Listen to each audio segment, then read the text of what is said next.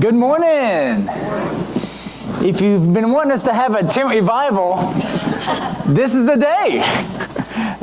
What a great time to have VBS, and Erica and so many other people have put so much work into decorating, not just here, but also in the education building, of which we're going to be renovating this summer. So you can keep that in your prayers, and hopefully that goes well, to put up more permanent walls for the classes. So that's going to be really good.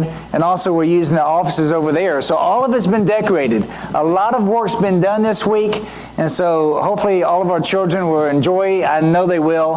I think the decorating sometimes is as much for us adults to do it as it is for the kids. And also, of course, if you know neighbor kids and if your kids have friends, I'm sure they do, let them know. They can come. And we had one of our friends say, well, we can't come Sunday. And say, hey, we're doing it through Thursday. If you didn't know that, we're doing it through Thursday. So come and be involved, and it's just a great time. And we're going to have the food starting at 5:30. And definitely, for those of you that are helping, volunteering, being in any aspect of it, please come at 5:30 so you can go ahead and eat and get to your stations at 6. That's so important. So I want to take advantage of this opportunity of all the decorations and use this as my lesson for today. So I'm getting off of what we read this last week over reading the Bible in a year. And I just want to talk about being shipwrecked. I appreciate Jimmy leading some of these songs here. Apologize for the order of worship not being accurate today. Usually it is. So isn't this amazing being shipwrecked? How many people have been shipwrecked before? Anybody here? Me neither. I've never been shipwrecked before. And just the idea of it is scary. I thought about having a castaway theme, dress up like Tom Hanks and throw a spear at somebody, try to get a fish, but decided not to do that. And so just interesting, we're leaving a week from tomorrow to go to Ukraine and Armenia for 3 weeks, so maybe it's not the best time to think about being a shipwrecked, but still, it's so interesting to think about. How many of you have been on a cruise or maybe on a boat that went into a deeper water, like in the Gulf or anything like that? On a safe passage, it can get you seasick. When everything's going normal, it can toss you here and there, much less in a shipwreck environment. This is highly stressful. And sometimes, if you're like me, if you get in a stressful situation, you may not make the best decisions. It's hard. So I really want to think about this. And first of all, I want to tell you the situation that's happening here that led Paul to get into this shipwrecked situation. Well, in chapter 26, and Paul was defending his Christian faith and his evangelism to King Agrippa and to other people.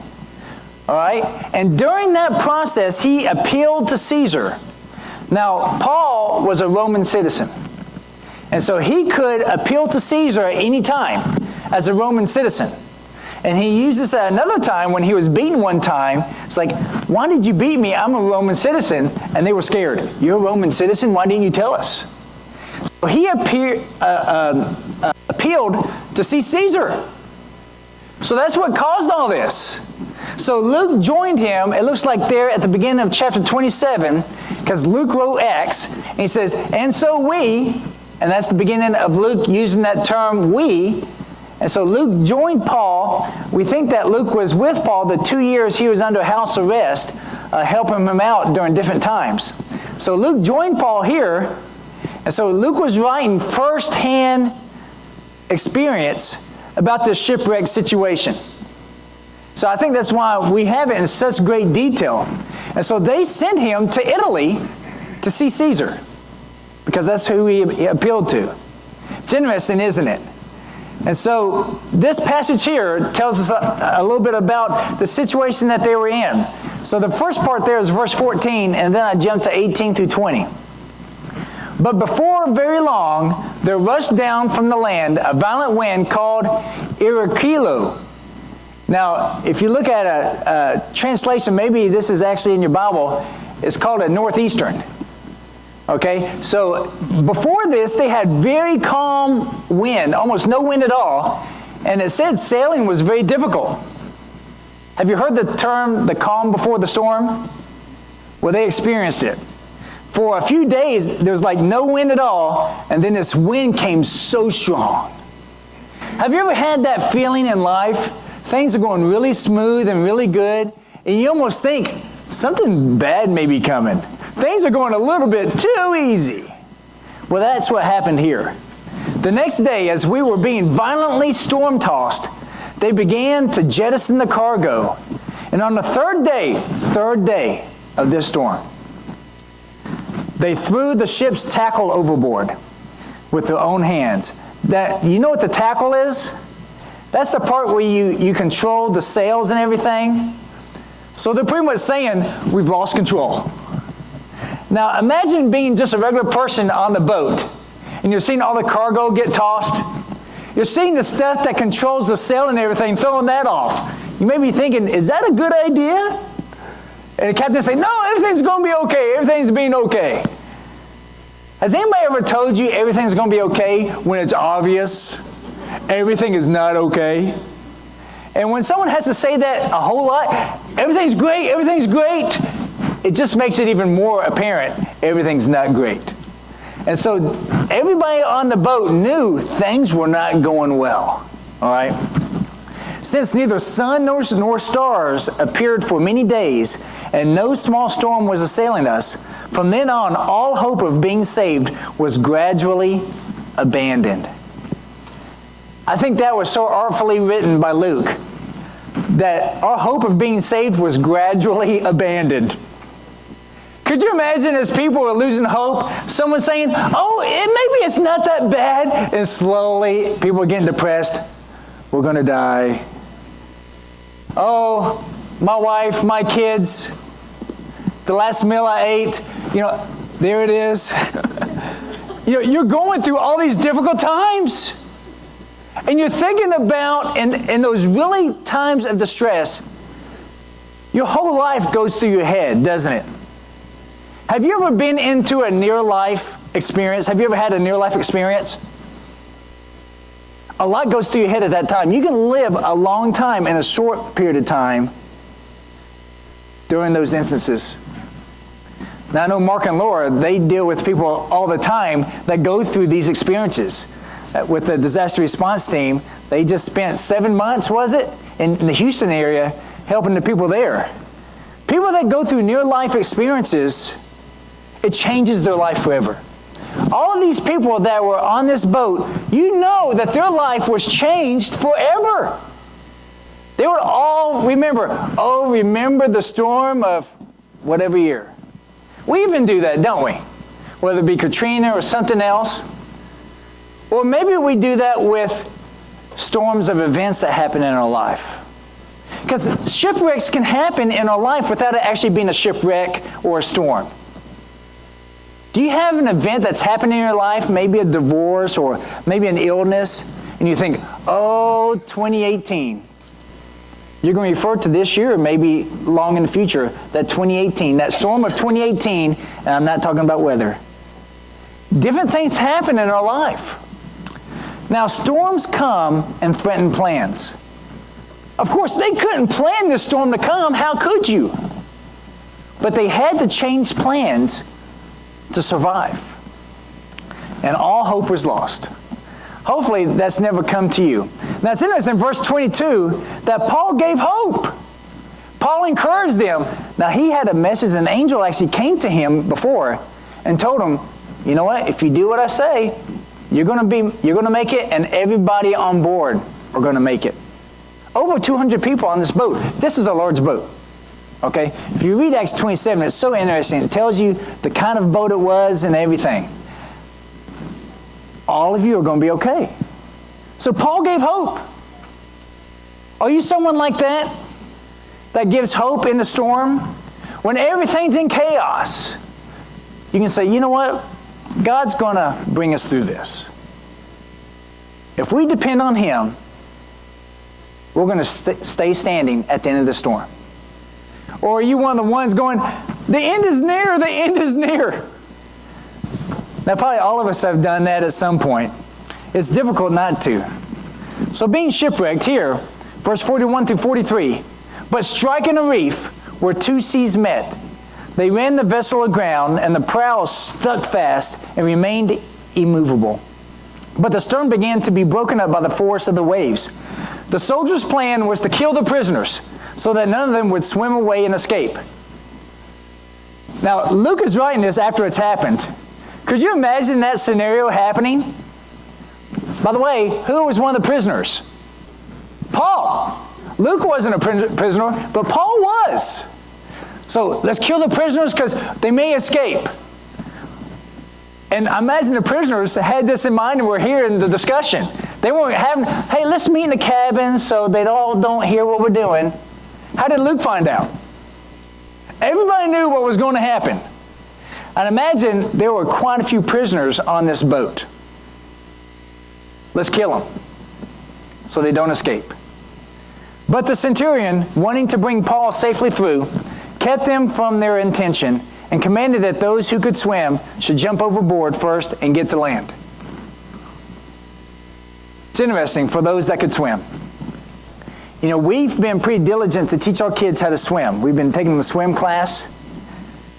Yes, we want them to swim, but more importantly, we want them in a time when they're out of control in the water that they're able to swim and to be saved.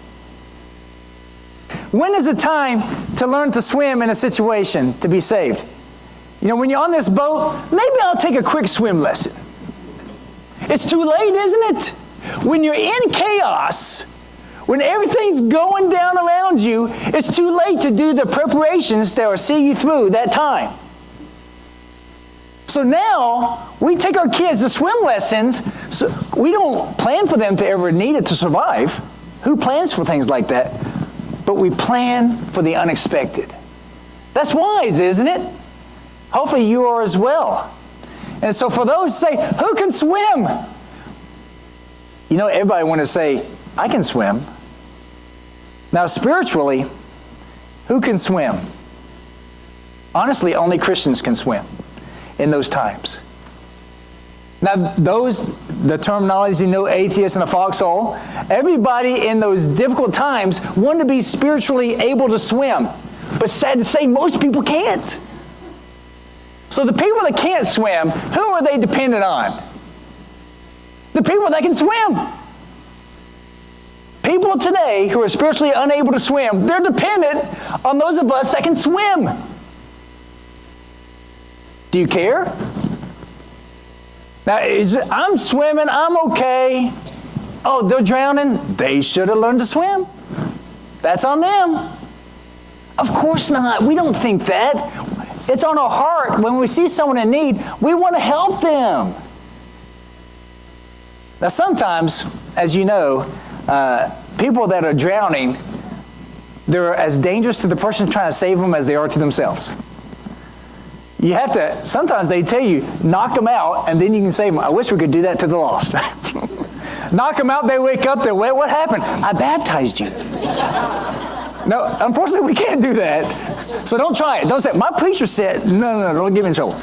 But it's up to us to help those people that can't spiritually swim, save themselves. That's on our heart, isn't it? We see them struggle, and we want to help them out. So they wrecked. They wrecked. It's so important to keep your sense in times of insanity, in times of struggle. Because in that time of the shipwreck, whether it be an actual shipwreck or just chaos in your life, it's so easy to make a bad decision. Could you imagine if someone jumped out of the boat right before they hit the reef? Oh no, bad things are going to happen. They jump out. Who were they listening to at this situation? Who was the captain of the boat? It looked like it was Paul. If you read it, chapter 27, even the captain was listening to Paul at that time. You know, you have the captain giving orders. I'm sure he gave the orders, throw out the cargo. All right, that stuff too. But at this point, they're saying, Paul, what do we do? An angel talk to you? Tell us what to do. I think that's so interesting.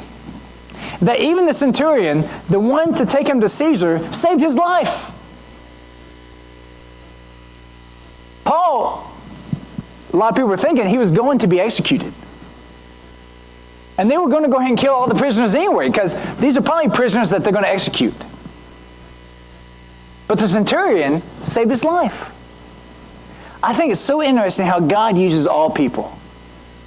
God just doesn't use Christians to do his work, but he'll even use non-Christians to serve his will.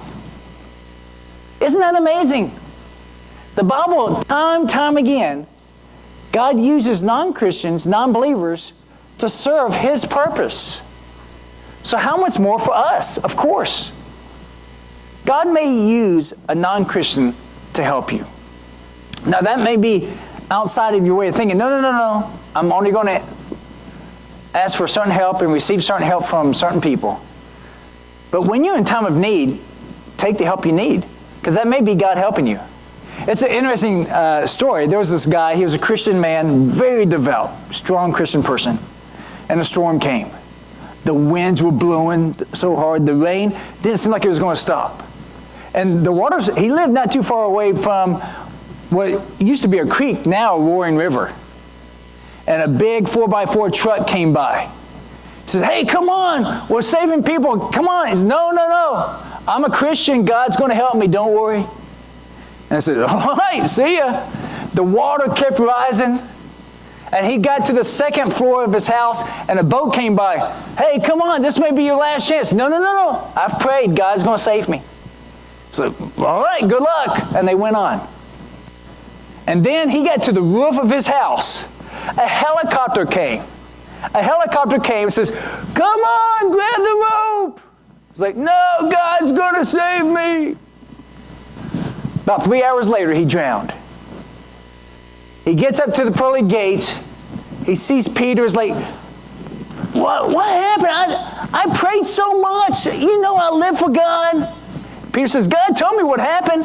He sent a truck, a boat, and a helicopter.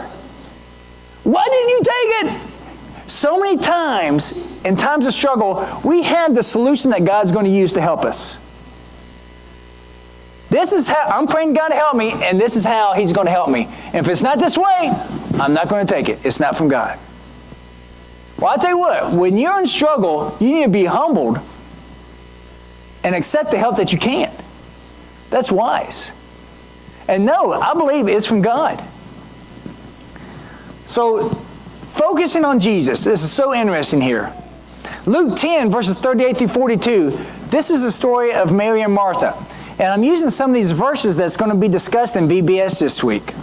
So now, as they were traveling along, he entered a village, and a woman named Martha welcomed him into her home. She had a sister called Mary, who was seated at the Lord's feet, listening to his word. But Martha was distracted with all her preparations, and she came up to him and said, Lord, do you not care that my sister has left me to do all the serving alone? Then tell her to help me. But the Lord answered and said to her, Martha, Martha, you are worried and bothered about so many things, but only one thing is necessary. For Mary has chosen the good part, which shall not be taken away from her. Martha and Mary, they were able and blessed to have the Lord come there. But Martha was thinking about what? All the work that had to be done. Really, the need is to focus on Jesus. Jesus saw what was going on.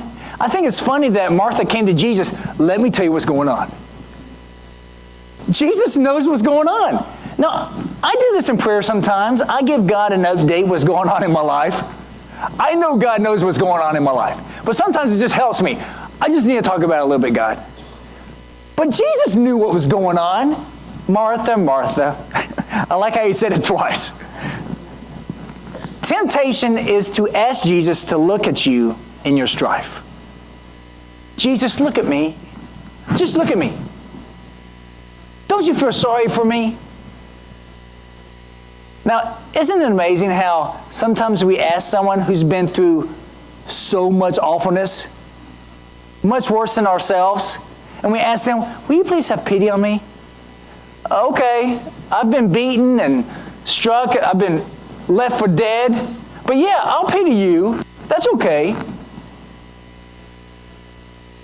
It's amazing how so many times we want pity from so many people. Actually, the issue that we need to do is we need to focus on Jesus instead of asking Jesus to focus on us. In this time of struggle that Paul had, what was Paul doing? He was focused on God. He so very easily could just focus on himself.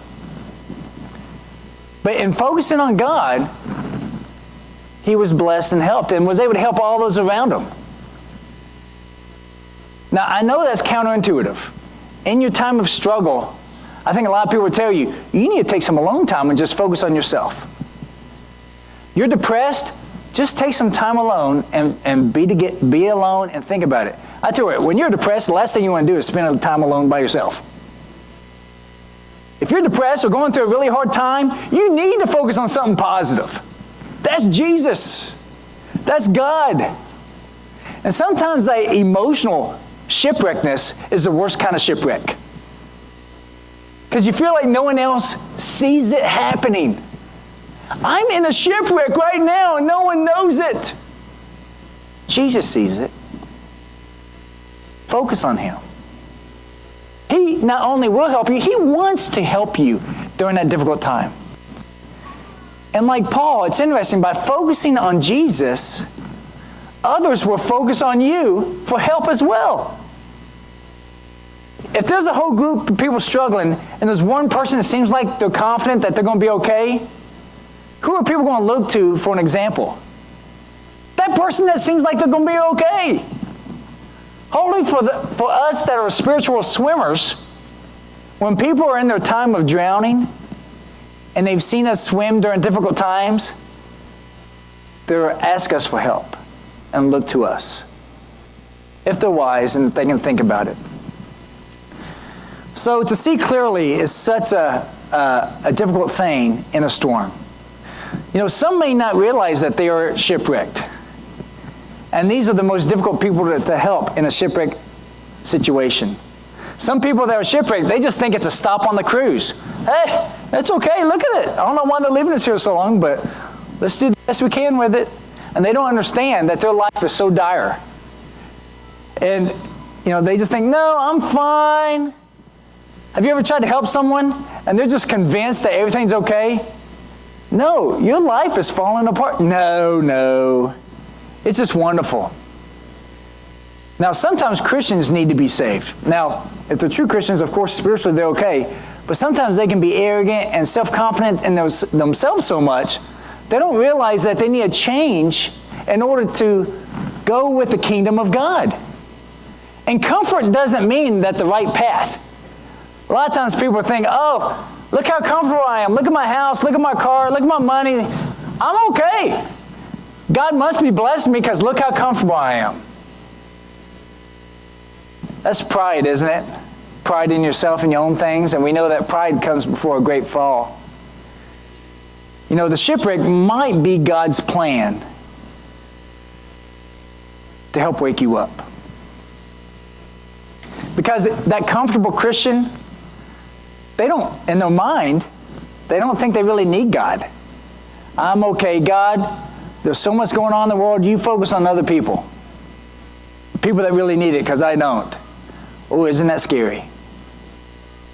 We all need God. Amen? We all need God all the time.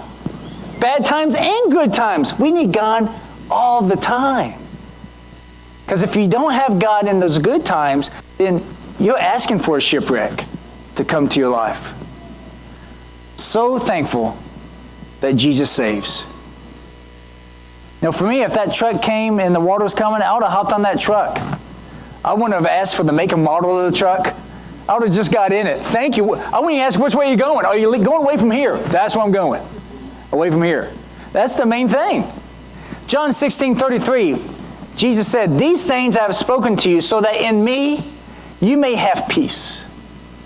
In the world you have tribulation, but take courage, I have overcome the world."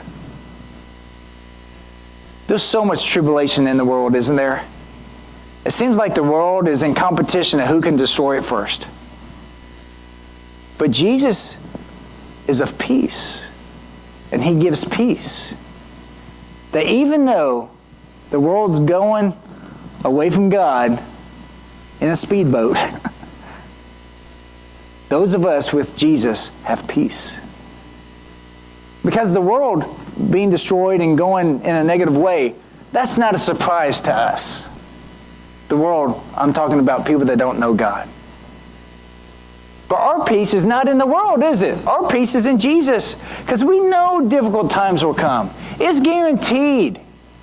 The thing is, we're not going to be defined by the shipwreck. Have you known people that their whole lives are defined by some horrible moment that happened to them? And everything is seen through that horrible event. Everything. That makes life so hard, doesn't it? I don't want to be defined by that. Because we know plans are going to be changed. So when shipwrecks happen, bad things happen to our life, we know that's going to happen. I want to be defined by being saved. I want everything to be seen through that lens, that Jesus has saved me. That something's going to come up, that's going to be my icebreaker with people. Well, I'm a saved Christian, praise be to God. I was shipwrecked, lost, tossed by the storm, because all of us are without Jesus.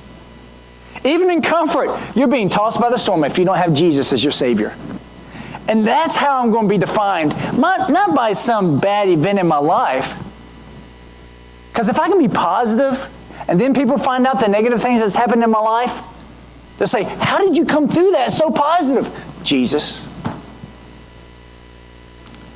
Paul, you were shipwrecked? Oh yeah. Oh, I was beaten twice. I was stoned. Left for dead. And you're so positive. You sing songs. Because I am so joyful. Paul, I haven't been through half what you've been through. But I want the joy that you have. And so many of the guards that guarded Paul, a lot of them were converted. Because I imagine they've guarded other people before, and they're so sad, they're so worried about everything, and Paul's joyful. People would come visit them, bringing them cakes and things. Oh, hey, come on in.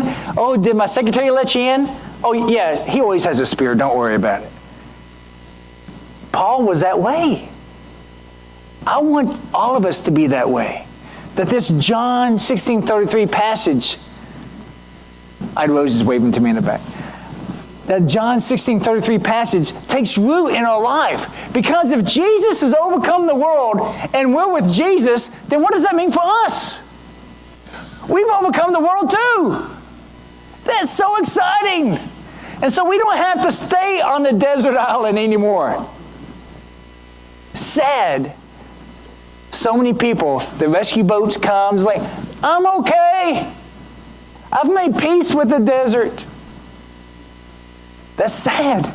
You don't have to. Come and be saved.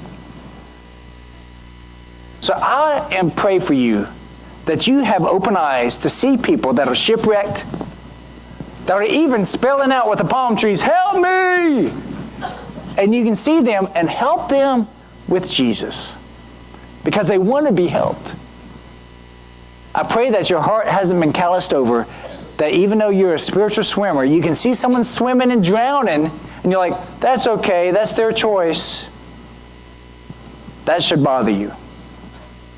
It should, if you're healthy spiritually. So maybe this fits you. Maybe you haven't taken on the life of Christ in baptism. You haven't died, been buried, and been resurrected with Christ. And you need to do that in order to really be a spiritual swimmer. You need to come forward and do that right now. Or maybe you've fallen away. If you need to come forward and ask for prayers of the church, please come forward now.